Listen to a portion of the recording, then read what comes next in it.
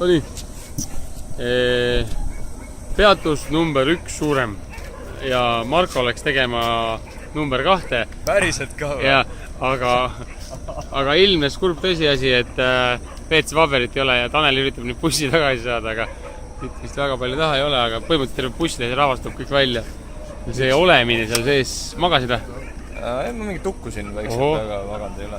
Selge, jumala valus. Aga mul on vetsupaberit, ma ei tea, otse kotis ka. Tanelil vist oli ka, aga ta ei pääse sealt läbi mööda. Kus kohta see number 2 läheb? Ma ei tea.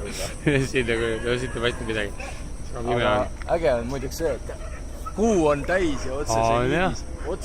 Täpselt tulevad.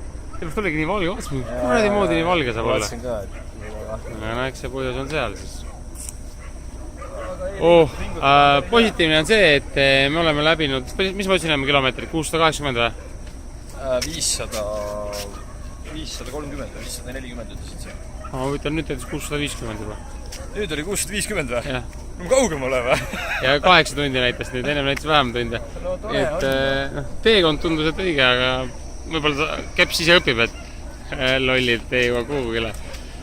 Muidu kell on meil nüüd 10:30 saanud. Varsti me startisime, läksime siia bussi sisse, varem sisse läksime. Sisse läksime varem, jah. Aga startisime alles vist mingi poole. Ütleme nii, et üks hullemaid kogemusi, mida nautida saaks. Ja see on päris alguses meil alles see kogemus veel.